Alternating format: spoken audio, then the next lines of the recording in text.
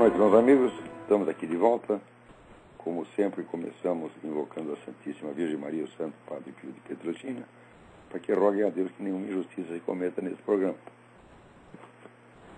Sendo esse o único programa do mundo e pede proteção aos outros contra ele e não a ele contra os outros. Aqui, alguém me enviou um despacho aqui de uma agência chamada St. Gabriel International, dizendo o seguinte: anos atrás, eu escrevi um artigo dizendo que toda essa política indigenista e multiculturalista ia levar a contradições insolúveis. Uma delas é a seguinte: tem muitas tribos indígenas no Brasil, onde quando nasce uma criança e os pais não querem a criança, simplesmente eles matam, jogam a criança no mato para os macacos comerem, né? Então, olha, ou nós defendemos os direitos dessas crianças, ou nós defendemos os direitos das culturas indígenas. As duas coisas ao mesmo tempo não dá, né? Então, quer dizer, toda essa política de direitos humanos está baseada em várias contradições, porque essa é uma coisa fundada, que nasce num tipo de pensamento simbólico, compacto, em que certas palavras são imantadas de um poder mágico. As pessoas não analisam para ver aqui condutas reais, aqui atos efetivos, aquilo vai correspondendo à realidade. Esse negócio de direitos humanos é uma dessas, é um compactado simbólico, né? As pessoas nunca pensam que o direito, você proclamar o direito de um, frequentemente é você negar o direito de todos os outros. Mas um dos casos mais extremos é esse que eu estou dizendo. Então, agora, essa agência aqui, que é uma agência católica, está denunciando que o governo brasileiro está apoiando as culturas indígenas nesse seu hábito de matar crianças indesejadas, né? E estão aqui fazendo um apelo ao Papa Bento XVI para que intervenha junto ao governo brasileiro para que essa coisa pare. Porque ou nós consideramos que esses índiozinhos são seres humanos e merecem ser protegidos, ou nós consideramos que há um relativismo cultural e que se a cultura do sujeito, né, aprova a matança de criança, então está tudo certo. Então isso aí quer dizer, qualquer um de nós pode criar uma nova subcultura, dizendo, olha aqui, na minha subcultura, por exemplo, é legítimo eu dar porrada em quem faz isso. Então eu chego lá no Ministério, no Departamento de Direitos Humanos, encho de porrada o diretor do departamento e digo, não, meu filho, essa é a minha cultura, né? Então, outra coisa, eles vivem, né, reclamando de outras culturas. Por uma cultura que eles não reconhecem o direito de existir, é a cultura americana, por exemplo, a cultura católica, não pode existir mais. Ela é feia, porque ela é homofóbica, é isso, aquilo, então tem que acabar com ela. Agora, a cultura indígena que está lá matando criancinha, não, isso é lindo, divino, maravilhoso. É que nem os caras do México que querem restaurar a cultura azteca. Restaurar a cultura azteca é restaurar os sacrifícios humanos, né? E até hoje circula pelo mundo essa história que não, os cristãos chegaram lá, fizeram um monte de maldades com os índios. Eles fizeram mesmo uma maldade, eles fizeram os índios parar de fazer sacrifício humano, né? Então, Hernán Cortés fez o seguinte: chegou lá no México, fez uma aliança das várias tribos, quase todas as tribos em volta, que era onde os astecas colhiam os seus escravos para depois transformá-los em vítimas sacrificiais. Aquele pessoal todo estava aterrorizado, estava com o saco cheio dos astecas. O Hernán Cortés juntou todo mundo, fez um ataque frontal, acabou com os astecas. Quando o líder asteca se rendeu, Montezuma, daí o Cortés falou, não, está acabada a guerra. Daí os índios, aliados dele, falaram, acabou a guerra, o caso. Se a gente deixar vivo um desses caras, eles vão fazer tudo de novo. Eles vão de novo invadir nossas tribos, matar nossas mulheres, nossas crianças. Então, quer saber? Nós vamos matar até o último. E mataram até o último. Isso aí está no livro da historiadora sueca Inga Klendner, um livro de 900 páginas, em que ela reviu todos os depoimentos de pessoas que sobreviveram a essa guerra e conferiram, falaram, não foram os espanhóis que mataram, não foram os índios em volta, e fizeram muito bem de matar, né? Senão você pode alegar essa coisa, ó, a cultura nazista achava bonito matar judeu. O índio pode matar criancinha, porque o alemão não pode matar judeu, porra, né? Quer dizer, é nisso que dá essa política idiota. Quem está na linha aí, peraí? Caiu. Olha aqui. Uma nova pesquisa aqui nos Estados Unidos pesquisa de opinião mostra que o público americano não acredita em praticamente nenhum noticiário de TV. É um negócio impressionante. A única que tem alguma credibilidade a mais é a Fox News, que os outros falam tanto mal dela. Quer dizer, que autoridade então tem essa gente que não convence nem mesmo os seus ouvintes e telespectadores para falar mal dos outros, né?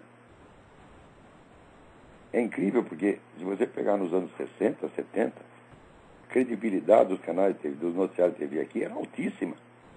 Quando o Walter Cronkite falava, todo mundo acreditava. Por exemplo, a famosa derrota americana no Vietnã não foi a derrota militar, porque a NBC transmitiu, né, o ataque à embaixada americana em Saigon de tal maneira que dava a impressão que os vietnamitas tinham entrado lá e matado todo mundo. Na verdade, não entrou nenhum. Todos que atacaram a embaixada americana morreram na porta. Mas a coisa foi transmitida de modo apocalíptico, e o Cronkite dando a ideia de que estava tudo perdido. Daí o Lyndon Johnson, assistindo aquele programa, falou: "Ei, se eu perdi o Cronkite, eu perdi a eleição." Então, foi aí que ele decidiu, né, retirar os soldados americanos do Vietnã. Claro.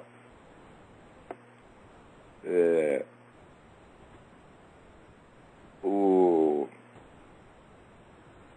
Cronkite estava mentindo, mas isso é para mostrar um alto nível de credibilidade que mesmo um mentiroso, né, compulsivo como o Walter Cronkite desfrutava na época. Hoje ninguém mais tem isso. Isso está caindo e o pessoal está cada vez mais recorrendo à internet.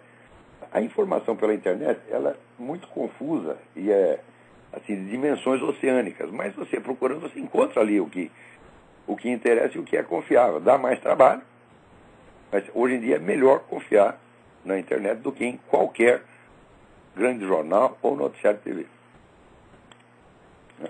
Agora você vê que coisa, né? O Partido Democrata aqui decidiu o seguinte, que quem fosse candidatar pelo partido, candidatar a qualquer cargo, pode ser conselheiro municipal, deputado, senador, qualquer coisa, você vai ter que assinar uma declaração de que você acredita que o Obama é cidadão nativo americano. Quer dizer, é uma questão de acreditar, é uma questão de fé. Você tem que fazer a declaração de fé. Eu acredito em Obama. Eu acredito em duende. Eu acredito em Papai Noel. Eu acredito em mula sem cabeça. Você tem que assinar o negócio, né, e declarar a sua fé. Senão você estará na heresia. Imagina, uma coisa que é matéria de fato, que é matéria de documento, por que as pessoas declaram que acreditam? É justamente porque não é matéria de documento. O que caracteriza essa discussão é exatamente a ausência do documento. Embora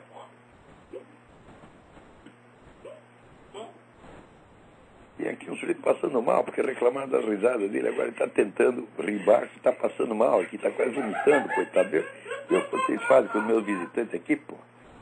Sacanagem.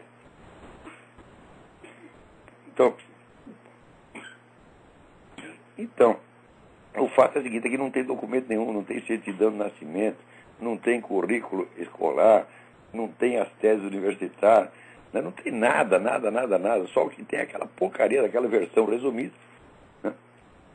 Que no Havaí se concede a qualquer um, mesmo o cara tenha nascido na Zâmbia, na Alemanha, na Serra Leoa, na Bélgica, vai lá e pega uma certidão daquela. Então tem essa discussão até hoje. Como os caras não querem discussão, então o sujeito tem que entrar no Partido Democrático e fazer a declaração de fé. Ai, meu Deus do céu, esse mundo está ficando bem mais idiota.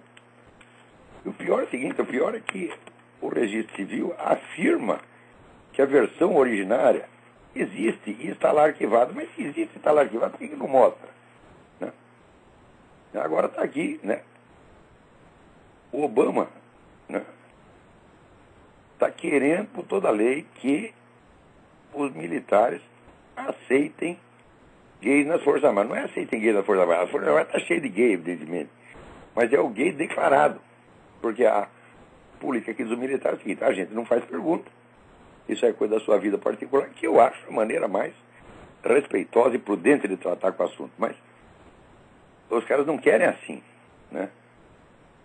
Eles não querem que a sua vida privada seja respeitada. Eles querem que a sua identidade gay seja exposta publicamente e todo mundo tem que engolir aquilo. Mas daqui a pouco eu vou fazer umas considerações sobre identidade gay aqui, que eu andei explicando na minha aula de sábado. Vou dar um resuminho aqui para vocês.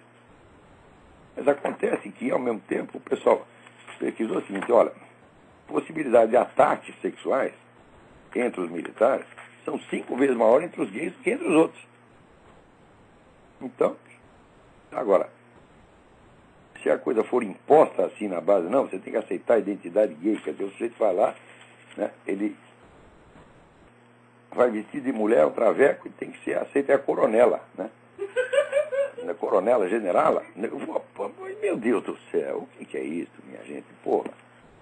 Mas, olha, eu estava explicando aqui na minha aula que um dos elementos fundamentais da convivência humana é a capacidade que nós temos de distinguir intuitivamente, imediatamente, o que é a conduta direta e sincera, o que é a conduta teatral forçada. Né? Então, se aparece um sujeito, por exemplo, parece um homem falando fino como mulher. Aquilo deu algum trabalho, né? Porque mesmo quando o sujeito faz operação de mudança de sexo, a coisa mais difícil, é mais fácil, tá certo? Você transformar um órgão sexual masculino em feminino do que você mudar a voz do cara. Quer dizer, o sujeito sai de lá, né, com uma linda vagina, 2 peitão, né, um traseiro todo redondo, e falando, meu nome é Margarida. Então, se você consegue falar com voz de mulher, é porque ele está fazendo algum esforço teatral. Né? Até você fala, olha, aqui eu estou tentando falar com a minha própria voz, está difícil. Agora, você imagina falar com a voz do outro. Né? Eu falar que nem a Maria Conceição Tavares, por exemplo. Né? Eu não conseguiria. Né? Então, você, evidentemente, está fazendo isso, está forçando a conduta imitativa teatral. Se você é obrigado a aceitar a conduta imitativa teatral como uma coisa normal, isto, meu filho, apaga, destrói toda a linguagem dos sinais espontâneos em que é baseada a convivência humana. Né? E é exatamente isso que os caras querem impor, e eles sabem das consequências disso. Né? Vou te dar uma outra explicação mais óbvia ainda. Identidade hétero, meu filho, não existe. Identidade hétero, como é que a gente marca? É quando a gente expressa a nossa identidade hétero. A identidade hétero simplesmente é a expressão do formato do corpo do sujeito. Quer dizer, se ele tem um corpo masculino, ele tem uma voz masculina, ele tem gestos masculinos, etc, etc. E se é feminino também. Por exemplo, mulher rebola porque mulher tem um traseiro maior, o centro de gravidade dela é mais baixo. Mesmo que ela não queira rebolar, às vezes rebola, pode ser freira, pode ser mãe de caridade, vai rebolar pelo menos um pouquinho. Daí sai um cidadão com os ombros enormes, 1,5 m, né? O quadril estreito de esportista, e sai rebolando. Então, evidentemente, é uma conduta imitativa. Então, identidade hétero se expressa simplesmente mediante, vamos dizer, atos externos que manifestem a própria forma inata do corpo do cidadão, ou da cidadã. Ora, existe um formato de corpo gay? Não existe um terceiro formato de corpo, só tem masculino e feminino. Então a identidade gay não se expressa através do simples formato do corpo, através da simples, vamos dizer, conduta masculina ou feminina, mas através da expressão do desejo, que é uma coisa que, se fosse praticada por um hétero, seria considerada totalmente imoral. Quer dizer, um hétero que, em vez de manifestar a sua masculinidade apenas, vamos dizer, por voz e gestos comproporcionais ao formato do seu corpo, à sua anatomia e fisiologia, enfatizasse a sua heterossexualidade mediante a expressão do desejo, seria um chato de galocha, um sujeito inconveniente que seria rejeitado em todo ambiente social. Em nenhum ambiente educado, o sujeito fica mostrando toda hora o seu desejo sexual. Quer dizer, cada vez que passa uma mulher, o sujeito fica de pau duro e mostra o pau duro. Então, que bundão, que bucetão, etc. Você sabe que um cara desse é um sujeito totalmente desagradável. Dá vontade de bater num cara desse. Ora, qual é a maneira do gay expressar a sua identidade gay? É essa mesma. Ele tem que manifestar 24 horas por dia o seu desejo. Né?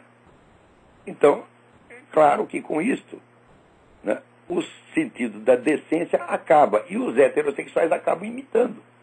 Então, você toda hora, né, passa lá, o gay fala, mas que gatinho. Blá, blá, blá. Bom, o macho hétero acaba também fazendo as suas observações. Ai, que bundão, ai, que bucetão. E aí acabou a decência, porra. E vem dizer que indecente é o meu programa porque eu estou falando a realidade. Ah, vamos a merda, porra. Né? Quer dizer, isso aí não é para proteger gay, não é para nada. Isso aí é projeto de engenharia social, quer dizer, para eliminar os códigos espontâneos com os quais a sociedade articula a convivência humana e tem que substituir tudo por regulamentos estatais. Quer dizer, por exemplo, se as normas de polidez de educação elas desaparecem, tá certo? E note mesmo que polidez ou não, vamos dizer, não consiste em fingimento, tá certo? Polidez consiste apenas numa ação que é comproporcional à situação real. Se essas normas espontâneas desaparecem, então o governo tem que regular tudo. E daí quem está ganhando? Como sempre, quem está ganhando é o Estado, e o cidadão se ferra. Ai, ai, ai.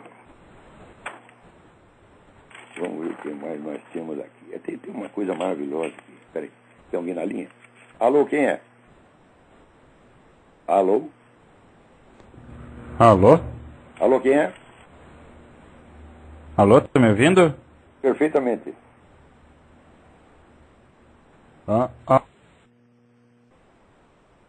Alô? Caiu a ligação. Caiu a ligação.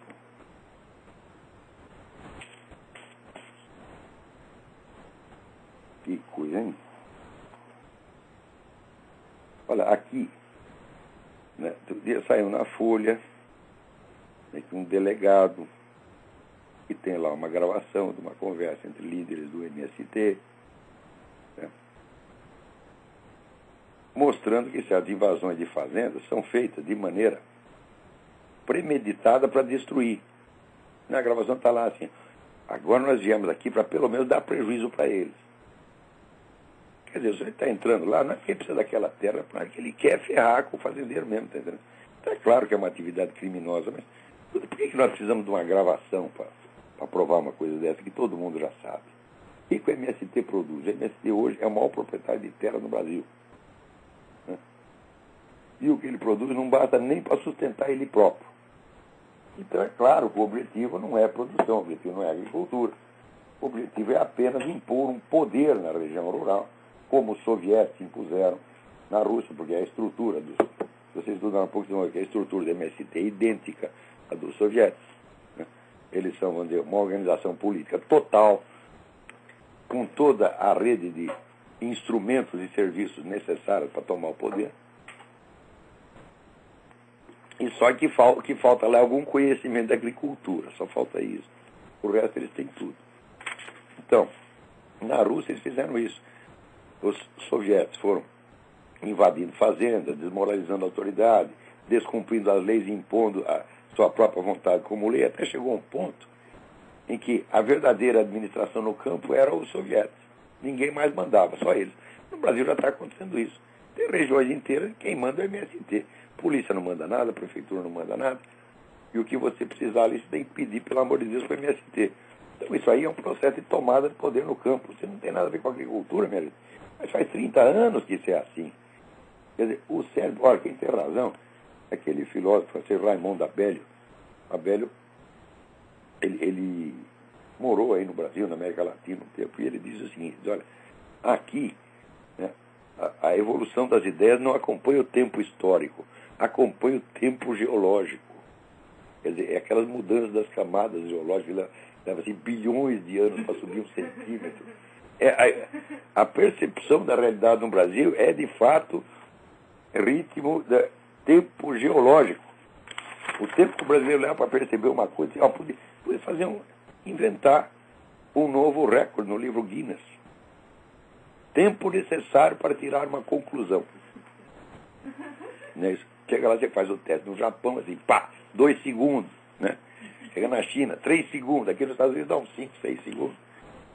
Chega no Brasil, 10 anos e 8 meses. Mais 3 semanas e 2 dias. E algumas horas. Negócio. Porque, o que eu tenho escrito, ela saiu essa semana, um artigo Caindo Sem Parar, é sobre a decadência da educação e da alta cultura no Brasil. O mais engraçado é que pessoas que sabem disso e que dizem a educação está mesmo uma merda, nossa ciência foi para o buraco, etc. Elas veem tudo isso e elas acham que o QI delas não foi afetado. Isso é que eu acho incrível.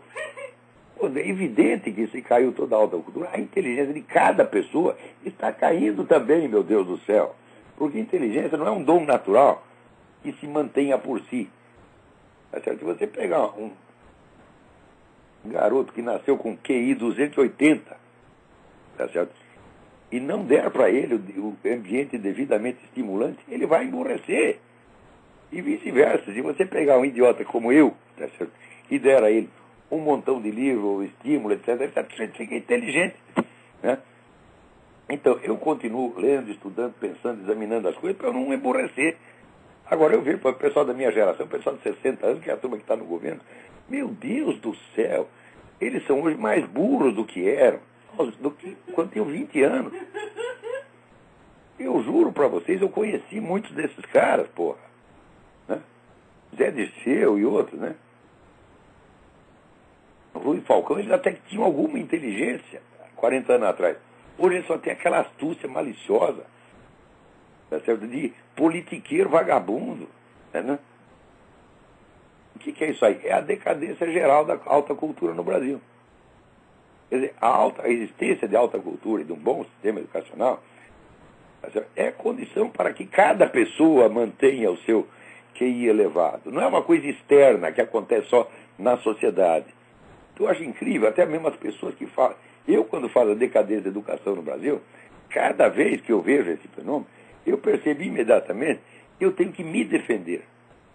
Quer dizer, eu não posso me deixar afundar como a sociedade brasileira está afundando. Então, o que eu faço? Eu tenho que estudar mais, tenho que treinar mais e tenho que me fiscalizar mais. As pessoas não, elas estão seguras de si. Elas acham que a sua inteligência é assim, é o eixo imutável do universo. Né? Se cair o universo inteiro, né? O QI do nego vai continuar inabalável. Aí o que já bota, se pensar assim, já bota que é uma besta quadrada, porra. Porque se tem uma coisa que, olha, isso aqui é uma lei, lei universal. Quanto mais burro você fica, menos você percebe que é burro. O burro é pior que o marido enganado. É o último a saber. O marido enganado ainda tem uma chance, que alguém pode contar para ele. Né? Eu me lembro do filme Divórcio Italiano. O sujeito mandava um bilhetinho assim com 2 chifres, né? Mandava pro cara, seu fulano, né? Vostra donna vi tradisce sotto il tetto della vostra casa onorata. A sua esposa está traindo sob o teto da sua honrada casa. Né? Eu se tocava. Né? Mas o cara burro não. Você diz para ele que ele está ficando burro, você avisa. A vizinhança inteira manda para ele um bilhetinho, não com 2 chifres, mas com 2 orelhas de burro. Meu filho, seu QI está caindo. E ele acha que é insulto. Você quer avisar o cara, desgraça, ele acha que é insulto, ele fica brabo. Não, você está falando com isso por ciúme que você tem da minha inteligência. Não é uma coisa incrível, pô.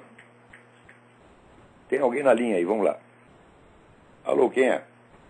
Meu nome é Rivaldo, do Rio de Janeiro. Como vai o senhor? Tudo bom? Rivaldo, tudo bem? Tudo certo. Professor, como o senhor tem falado bastante, a gente está numa fase, vamos chamar assim, pré-comunismo mesmo no Brasil, né? E eu fiquei pensando, puxa vida, onde é que tudo isso se originou, né? Estudando a história recente. Eu cheguei a ler um livro que foi do ex-ministro do Exército, do governo Geisel, né? Ideais Traídos. Não sei se o senhor já Silvio Frota, grande homem, grande homem. Eu fiquei olhando assim, as pessoas encaram o governo militar como se fosse um governo único. E eu olhando, vendo alguns depoimentos de pessoas que viveram a época, eu cheguei à seguinte conclusão. Parece que a turma do Geisel tinha verdadeiro ódio da turma do Médici, que era a turma desenvolvimentista mesmo, né? E mais outros relatos... era nascerista. A ideia dele é o seguinte, põe todos os comunistas... Não sei se esse meu pensamento está correto. Sou eu. Ele queria ser o único comunista que existia. Então, assim, ele tinha adoração pelo poder estatal. O homem criou 200 estatais, um monte de cabide de emprego. Né? Ele fez o senhor acha que todo... O João Goulart gostava de fazer. Uhum. O senhor acha que esse início do comunismo no Brasil surgiu no governo Geisel? Não tenha a menor dúvida. Não tenha a menor dúvida. O Silvio Frota tinha toda a razão.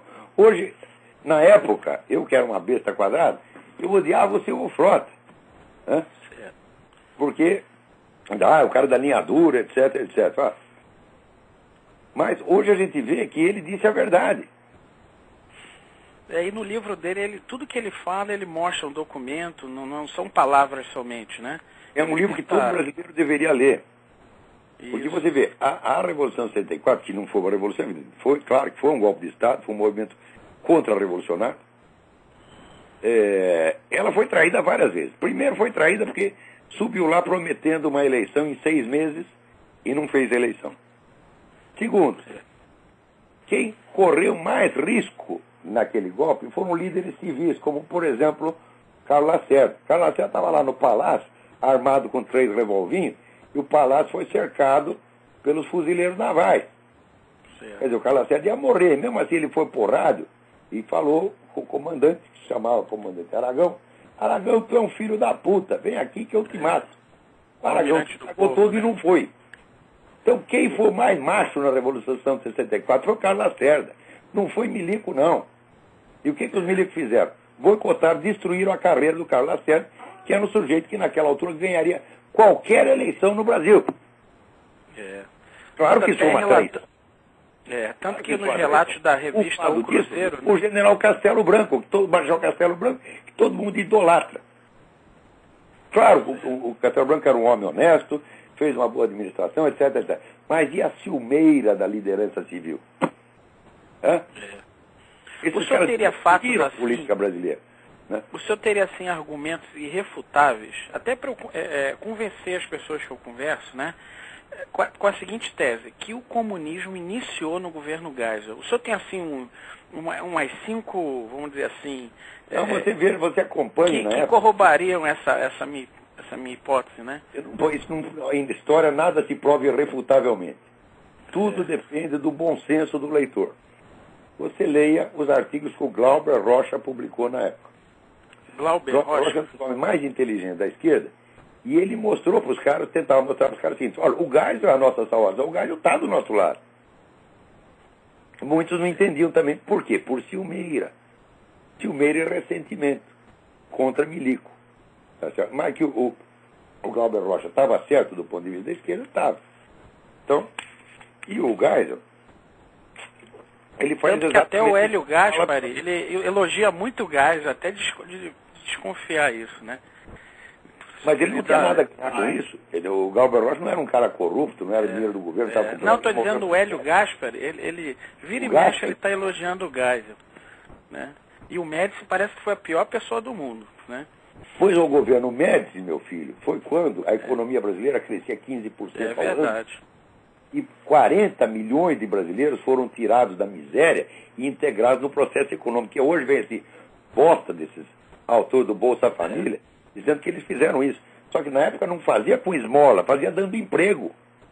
Certo. O senhor acha que o Lula foi criado... brasileiro? Eu concordo com o senhor, para mim que foi o Médici também. O senhor, olha, você lembra acha que o Lula... O filho do Médici, eu vi toda a sacanagem que fizeram com o homem dentro das Forças Armadas, colegas dele, é um negócio de você chorar. Porque você vê que o Médici era o cara mais bem intencionado que tinha, um cara que não queria nada para si, você está entendendo? E fez o melhor que podia. Tem um livro do filho dele, professor? Tem um livro do filho dele? Tem, contando toda essa história. Não lembro agora o nome, acho que é Sérgio, né? Tá certo. Só a última pergunta. O senhor acha que o Lula foi criado pela turma do Médici? Não. Foi Médici, quer dizer, do Geisel? Do Geisel, perdão. O Lula, durante o governo militar, não sofreu nada. O Lula ficou na cadeia 30 dias, sem correr risco nenhum. Quem correu risco foi o companheiro de cela dele lá, que ele tentou estuprar o sujeito, né? Eu sempre leio aquela história, eu lembro, eu trabalhei uma vez num jornal chamado O Dia, e tinha lá um chinesinho, que era comunista pra caramba, né? E depois virou presidente do sindicato jornalista, anos depois, mas naquele tempo ele era foquinha, e ele escreveu a história de um sujeito bêbado que dormiu embaixo da ponte e foi estuprado por um outro, né? Então ele escreveu com o título de Honra de Bêbado Não Tem Dono. E no meio do texto ele disse: então fulano foi enrabado. Ele escreveu enrabado com 3 zeros. É claro que ele perdeu emprego, né? Eu lembro essa história. Eu falo, olha, Isso aí é o Lula na cadeia, tá entendendo? O outro lá, coitado, dormindo, né? De repente, você imagina pesadelo, eu não... acordar com o Lula em cima de você, rapaz. Já é a falta de caráter mesmo. É o apocalipse, é o apocalipse. É verdade, é verdade. Então acho que essa minha hipótese, eu acho que está sendo correta, que o comunismo... Falta muito para investigar, nessas coisas de história, a gente tem que ter muito cuidado. Muito tem cuidado. certas, vamos dizer, certas linhas gerais que você pode assegurar. Por exemplo, que houve uma mudança de orientação do tempo do Médici para o Geisel, óbvio que houve, tá certo? Que o Geisel favoreceu, vamos dizer, o estatismo, e que ele mesmo dizia, eu não sou infenso, né, às ideias da esquerda. Claro que não era. Né? Que houve muitas conversações ali entre Golbery e essa turma. Golbery protegeu essa turma da esquerda. O Enio Silveira, dono da Civilização Brasileira, que era a maior editora comunista do Brasil, editora do partido mesmo. O Enio Silveira, pouco antes de morrer, ele me contou, olha, a minha editora sobreviveu graças a dinheiro do governo dado pelo Golbery. Será isso que aí, essa turma não foi comprada? Não tem motivo para duvidar do Enio. O cara que está assim, ele sabia que ele ia morrer daqui a pouco, estava com, sei lá que doença ele tinha, mas estava morrendo. Eu não tenho motivo para mentir nessa hora, pô. Né? Tá certo.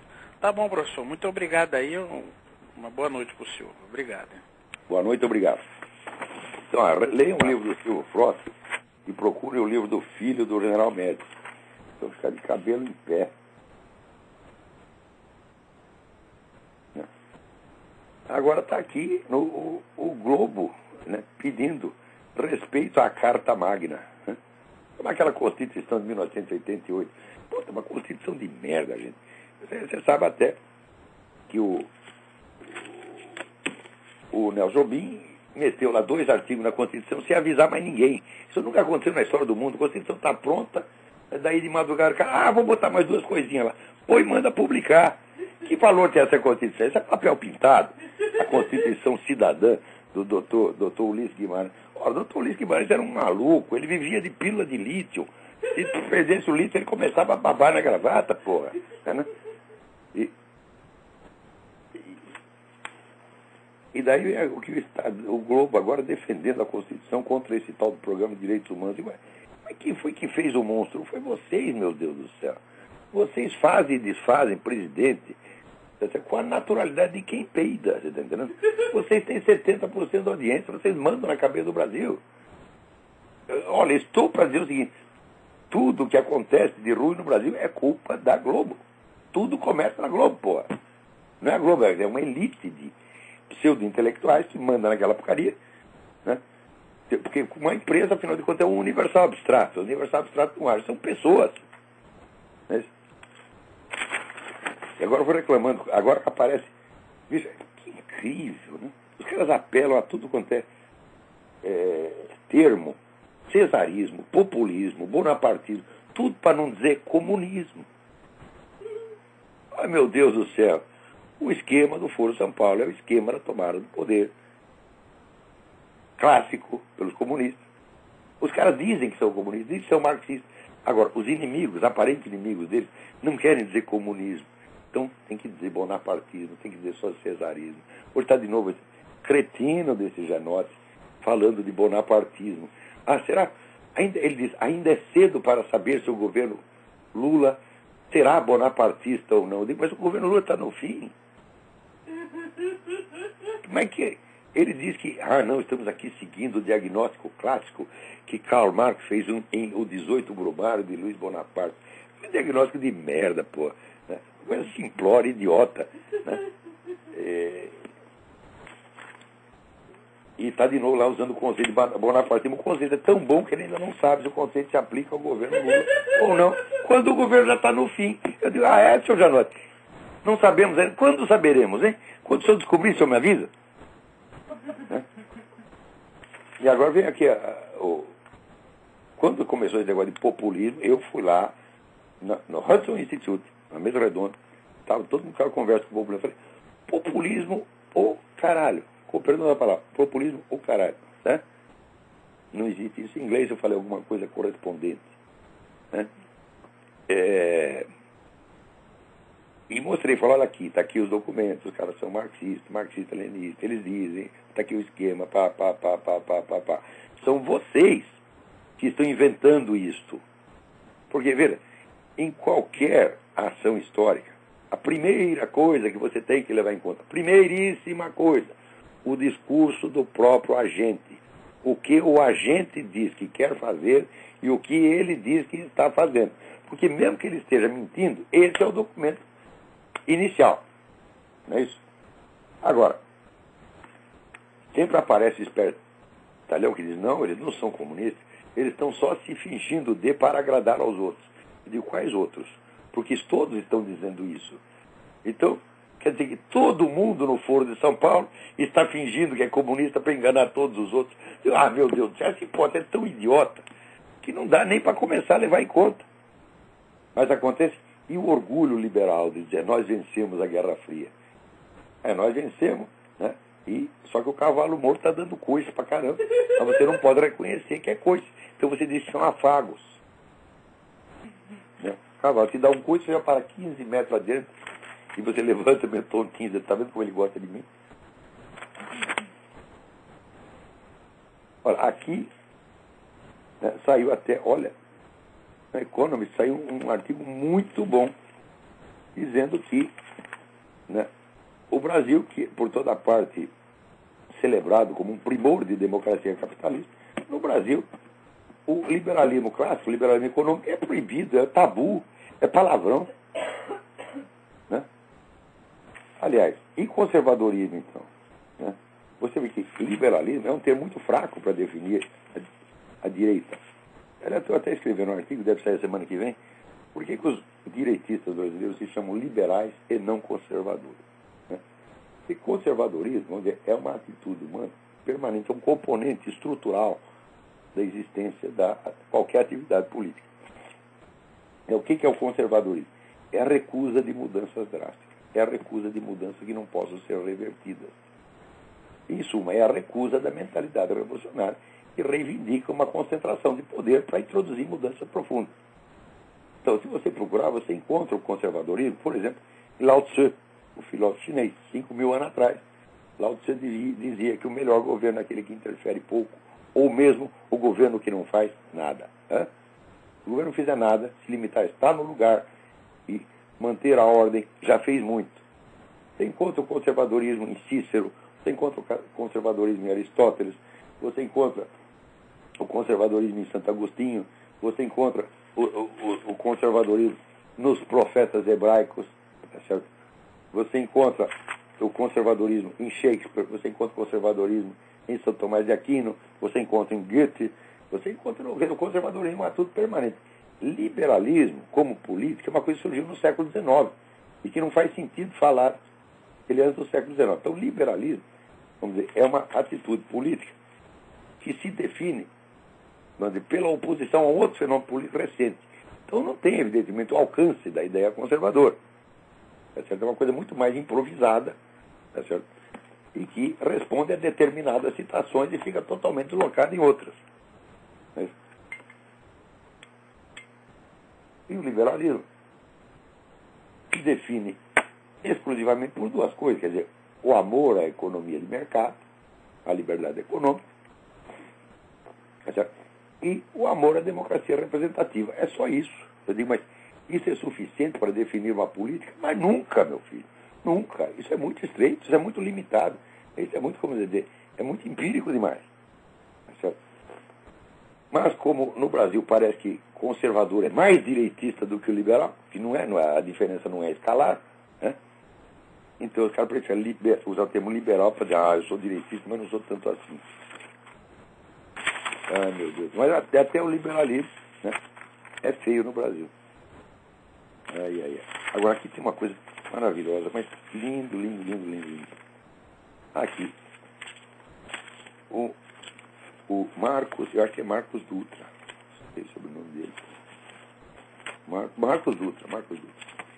E escreveu um artigo sobre o Brasil na página do Henry Mackall. Né? Já seria Makov, mas aqui só o Mackall. Né? Que é um escritor excelente sobre o negócio de nova ordem mundial. Claro, nem sempre acerta em tudo, mas em geral é um homem honesto, confiabilíssimo, né? Ele escreveu um artigo falando da situação no Brasil, do Lula, do Foro de São Paulo. O artigo do Marcos está muito bom. Daí chegou um sujeito lá e leu aquilo, né? E mandou uma carta indignada para o Henry McCall, né? Dizendo aqui que as ideias do Marcos são baseadas nas ideias de um jornalista chamado Olavo de Carvalho, né? O qual não é digno de confiança porque, olha aqui, esse Olavo de Carvalho, ele é um strong supporter, né? Um ferrenho adepto do sionismo. E antes disso, então, como sendo um adepto do sionismo, eu estou esquecendo a conspiração judaica. Olha que coisa, né? Quer dizer, os judeus estão conspirando para dominar o mundo e eu escondo porque eu sou um sionista, né? E antes disso, ele foi um conhecido comunista na década de 60 e viveu na Romênia por 10 anos e recebeu um prêmio do governo romeno durante os anos 80. Ai, meu saco! Ai, meu saco! Cadê o Alborguete? Puta merda! Eu não tenho expressividade daquele gênio do rádio brasileiro que foi o Alborguete para expressar, né, o meu sentimento dentro de uma coisa dessa. Quer dizer, primeiro, eu fui um conhecido comunista nos anos 60. Não, eu fui um desconhecido comunista. Eu era o último, eu era a rabeira da cadeia alimentar, você está entendendo? Nós éramos conhecidos, eu e o Rocco Bonfilho, né, que é jornalista, amigão meu na época, irmão da Mônica Bonfilho, aquela que fazia o programa dos Anjos, né?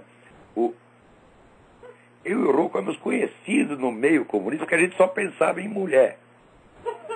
Os outros eram militantes seríssimos, devotados, etc. Né? Rui Falcão, e nos olhavam com mau desprezo, né? Quer dizer, esses caras são meros tarefeiros. Eles não podem tomar uma decisão, eles só podem fazer o que a gente manda, porque eles só pensam em mulher, eles não são gente séria. Isso era eu no meio comunista, você imagina, né? E eu chegava em qualquer lugar, mas se alguém me conhecia, quem é esse cara aí, pô? Chegava Zé Dirceu, Rui Falcão, todo mundo sabia, daí tinha eu, o Rocco Bonfilho, quem são esses caras aí? Ah, são uns aí que só vivem lá na gafieira, som de cristal, né? Todo fim de semana volta aí para casa do estudante com 20 de mulher, né? Ainda tinha que eles deviam agradecer a nós, porque a gente não podia consumir todas aquelas mulheres, o que a gente fazia? Distribuía pelos amigos. As meninas entravam na casa do estudante na sexta-feira à noite e iam descendo de apartamento em apartamento. Chegava segunda-feira de manhã, elas saíam pela porta da casa do estudante com um sorriso assim, idiota, né? De lado a lado, tontinha, né? Então, esse era o nosso serviço lá, nós éramos, né, fornecedores. Então, isso é o que eu era no movimento comunista, né? Vivi na Romênia durante 10 anos? Não, meu filho, eu vivi na Romênia durante 8 meses. Né? No ano de, deixa eu perguntar para minha mulher, 1999. Né? Não. E estive na Romênia várias vezes, né? Somando o período todo que eu fiquei lá, não dá um ano, não completa um ano. E, de fato, ganhei um prêmio do governo romeno, mas não foi nos anos 80, no tempo do Ceausescu. Foi, hein? Está aqui o diploma, lá, vi a data para mim ali. Olha. Aí, no ano de 2000, assinado por o presidente Emílio Constantinesco, que foi o primeiro presidente liberal-democrata, o primeiro cara que governou a Romênia, depois da queda do Ceausescu. Mas se eu ia aceitar o prêmio do Ceausescu, ia mandar enfiar no cu, porra.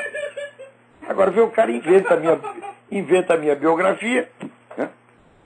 Eu vivi na Romênia 10 anos no tempo do comunismo e recebi um prêmio durante os anos 80. Ai, meu saco! Né?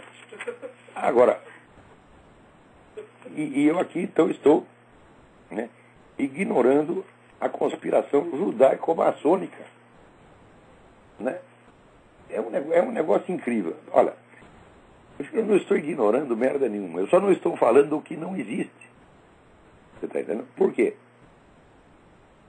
Se você for ver os príncipes, os donos da nova ordem mundial, tem lá uns 2 ou 3 judeus, claro, tem Jorge Soros, né?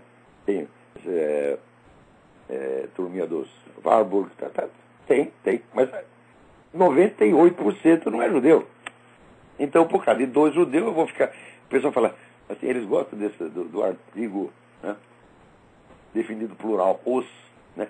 Os judeus fizeram isso, aquilo. Que os judeus, do caralho? Que coisa é essa, porra? Né? Isso aí é uma coisa de uma injustiça, de uma crueldade mental tão absurda. Quer dizer, ao mesmo tempo você fala de teoria da conspiração, e quando você vê qual é o sujeito da conspiração, qual é o autor da conspiração, é um povo inteiro chamado os judeus. Já viu conspiração feita por um povo inteiro, porra? Onde é que eles se escondem para fazer conspiração? Onde é que eu saiba, tem 20 milhões de judeus no mundo. Que porão você esconde 20 milhões de judeus para fazer conspiração? Ah, porra, para com isso, porra. É? Agora, se o cara está lá conspirando para fazer nova ordem global, está criando novas formas de ditadura, né? Sutil, inteligentíssima, ditadura científica, eu vou denunciar o cara, seja ele judeu, seja alemão, seja polonês, seja o raio que eu parta. Porque, olha, no meu entender, a filha da putice não é racial. O sujeito está aqui porque quer. Você está entendendo? Porque quer. Não é porque ele nasceu judeu, alemão, não sei o quê. Mesmo os nazistas, você não pode falar os alemães. Porra, o número de alemão que se fudeu naquela época foi muito maior do que o número de cara que saiu ganhando aquela besteira, porra. Então, quer dizer, é uma coisa tão nojenta você culpar um povo por causa, né, do que agentes ou líderes, ou 3 ou 4 ou 1000 pessoas fazem. Maçonaria, mesma coisa, meu filho. Claro, eu estou perfeitamente consciente de tudo que a maçonaria fez, agentes maçons fizeram contra a Igreja Católica, incluindo, acho que na semana passada, eu mencionei aqui o caso dos cristeiros no México. Eu mencionei na aula. De 1926 a 1929, uma das mais terríveis perseguições anticristãs da história aconteceu no México. Tá certo? Eles mataram cristão a rodo lá. Mataram assim, proibiram rezar missa, proibiram batizar criança. Se você ensinasse uma prece para a criança, ia preso. Se o padre fosse visto de batina, ia preso. Fecharam todas as igrejas, menos 2. Aconteceu isso no México, com a ajuda do governo americano e de igrejas protestantes daqui. Né? E isso foi empreendimento de um governo maçom. O presidente chamava Plutarco Calles. Né? E com a ajuda do presidente americano, a elite americana também era maçônica. Reconheço tudo isso. Só que, por outro lado, confronte. Leia o livro do Benjamin Morris, que se chama Do Caráter Cristão das Instituições de Leis Americanas. É um clássico de 1000 páginas. Os Founding Fathers, fundadores dos Estados Unidos, eram todos maçons, e eram todos cristãos. Eles fizeram o único sistema legal de inspiração bíblica que existe no mundo. Então, como é que eu vou dizer a maçonaria é isso e aquilo? Não se pode generalizar, não tem jeito. Você tem que estudar os fatos como eles são, com toda a complexidade interna. Então, se você vai acusar certos setores da maçonaria de promover o anticristianismo, tá certo, mas você tem que reconhecer que outros setores fizeram o possível para criar a única atmosfera de liberdade religiosa no mundo, aliás, de inspiração cristã, tá certo? Onde todas as igrejas cristãs podem prosperar. Tá certo? E quem está promovendo agora essa onda anticristã aqui, olha, é difícil você dizer que é maçom. Por quê? Porque todos esses pastores protestantes aqui são todos maçons, e são eles que estão sendo perseguidos. Você vai lá estudar a vida deles, 80% deles são maçons e estão sofrendo a perseguição igual. Então a coisa não é assim, meu filho. Existe o mal no mundo, existe a ação demoníaca no mundo, mas ela não vem com rótulo de nenhuma organização. Você precisa pesquisar e descobrir quem são os agentes reais. Não adianta se esconder atrás de rótulo genérico. Dizer, olha, quem faz conspiração são os judeus, são os jesuítas, são os maçons. Ah, que besteira é essa, porra? Estuda um pouco, você vai ver. Claro que tem ação organizada do mal no mundo, e é possível identificar, e é obrigatório para nós cristãos investigar isso e denunciar esses caras. Só que não se esconder através de universais abstratos. As ações humanas têm sujeitos reais, individuais e grupais, e você precisa dizer, foi fulano, fulano, fulano, fulano, fulano, fulano, fulano. Não é dizer foi os alemães ou os judeus. Isso é, em primeiro lugar, isso é racismo. Isso é um verdadeiro racismo.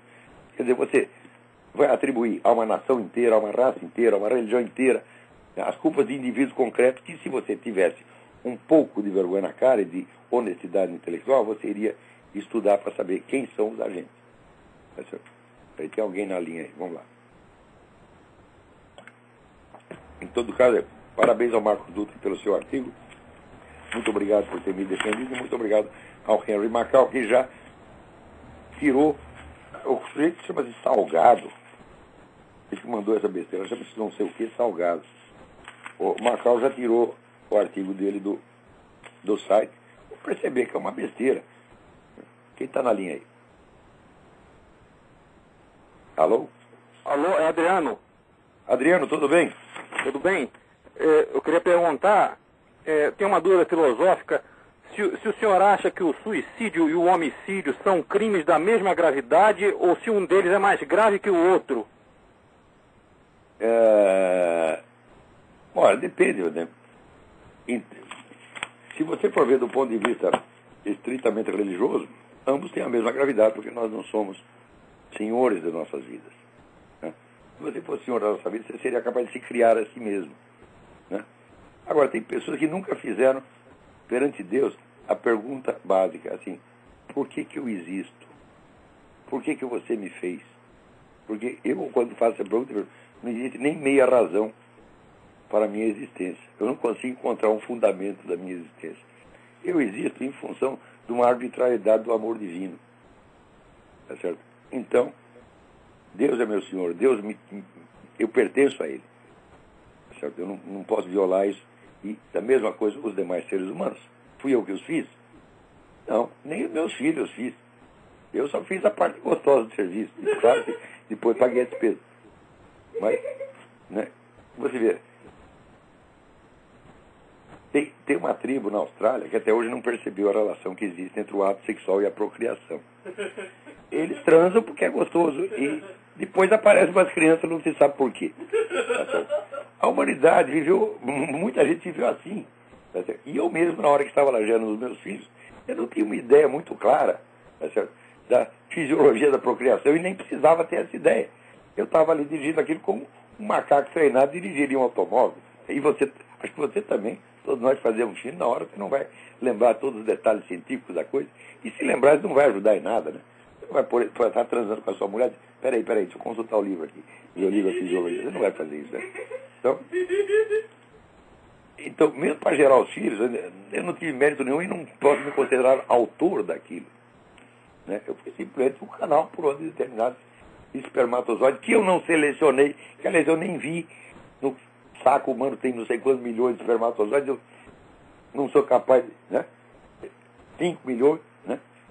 Então como é que você vai conhecer 5 milhões de espermatozoides e você vai escolher, quero esse, não quero aquele? É Deus que escolhe, meu filho. Então nós não somos, a coisa mais óbvia, é uma questão de senso da realidade. Nós não somos donos das nossas vidas. Então, por isso mesmo, nós não podemos mexer nela. Ninguém tem o direito de cometer atos cujas consequências são incognoscíveis. Certo, mas o que o senhor acha da ideia de que países mais civilizados possuem um índice de suicídios maior do que países menos civilizados? O mais civilizado significa mais administrado, significa que o governo dá mais palpite. Porque quando um país fica rico na base da economia capitalista, qual é o segundo passo? Tem a onda dos picareta e estatiza tudo, estabelece controle de tudo e torna a vida humana um saco. E daí a pessoa tem que se matar mesmo, porra. Aqui nos Estados Unidos tem certas áreas que já é assim. Olha, não pode fumar, não pode falar palavrão, não pode peidar, não pode isso, não pode aquilo, blá, blá, blá, pode, tudo dá multa, tudo o governo se mete, mas é o inferno. É inferno. Então, quer dizer, o ser humano não foi feito para ser mandado por outro. Ser mandado por outro é próprio de dois tipos de pessoas, crianças e prisioneiros. Tá? E, evidentemente, doentes mentais, pessoas incapazes. Todo ser humano capaz, ele tem que decidir a sua própria vida e tem que ter o direito de decidir a sua própria vida. Isso é da natureza humana. Se você viola isso, você está forçando o sujeito a uma existência antinatural que só pode deprimi-lo e prejudicá-lo. Se tiver as pessoas hoje criadas nesse ambiente de controle total de tudo, são pessoas covardes, tímidas, mentirosas, esquivas. Tudo esse comportamento de doente mental. E eu, nos últimos 30 anos, 40 anos, observando isso desde a minha juventude, e no Brasil, no tempo da ditadura, a gente tinha mais liberdade do que hoje. Mas muito mais. Né? Então, por exemplo, no tempo da ditadura, você encontrava um monte de jornal de esquerda na banca. Você encontrava um monte de esquerdista publicando livro, sendo premiado pelo governo, tá certo? E sendo paparicado pelo governo. Hoje, meu filho, se você é direitista, você está cercado de gente que vai te boicotar, te botar para fora do emprego, e se não destruir a tua vida, como estão fazendo com o Júlio Severo. Tinha muito mais liberdade no tempo da ditadura. Então a gente vê esse crescimento, vamos dizer, da pressão e da opressão. Tá certo? Isso tira o sentido da vida, tira o gosto de viver. Quem sobrevive bem a isso, sobrevive os caras de pau como eu. Porque eu não deixo ninguém controlar nada. Tá entendendo? Uma vez entrei no restaurante aqui, o cara disse, não pode fumar. Disse, não pode, eu vou fumar aqui na sua frente. Vou chamar a polícia e me põe numa cadeia. Chamou? Não chamou nada, pô. No Brasil fiz isso várias vezes. Então, ok, obrigado, Olavo. É isso que leva as pessoas ao suicídio. Né? Entendi. Eu agradeço, obrigado. Obrigado eu. Então aqui estamos no fim. Deixa eu ver se tem mais alguma notinha aqui. Queria lembrar vocês de novo que o nosso curso de Introdução à Filosofia da Ciência agora foi remarcado para o dia 10 de maio. Informações com o misterioso senhor Eduí. Telefone 041-9974-4443. Pessoal, quem é o misterioso senhor Eduí? Recebe as cartas aqui. O misterioso senhor Eduí é meu compadre. Né? Ele é filho ele é pai da esposa do meu filho Davi. Então, aí, agora nem tudo está perdido, porque aquela pesquisa do Vox Populi, que foi a maior empulhação petista de todos os tempos, finalmente o TSE mandou tirar aquilo do ar, porque é uma pesquisa feita para ninguém votar em Zé Serra. Eu não sou fã do Zé Serra, mas se eu estivesse no Brasil, é óbvio que eu votaria nele. Talvez até vote aqui na embaixada. Né? Por quê?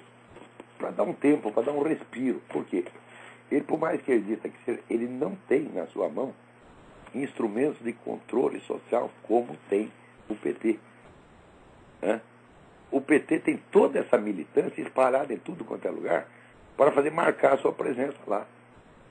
Então o partido do seu Zé Serra não tem isso, então ele não vai, mesmo que ele queira, ele não vai poder nos oprimir tanto. Claro que depois de subir ao governo ele pode construir uma máquina dessa, mas ainda não tem. Então, né, agora sai esse artigo do Janotes, de que o Brasil caminha para o bipartidarismo. Olha, o PT e o PSDB foram ambos criados dentro da USP por gente como o seu Arthur Janotes, Fernando Henrique Cardoso hoje. Então, é o unipartidarismo da USP. Certo? E o papel que a USP teve na degradação cultural brasileira não é brincadeira. Não nego que haja boas faculdades na área técnico-científica, mas na área de humanas, de filosofia, de letras, é uma vergonha.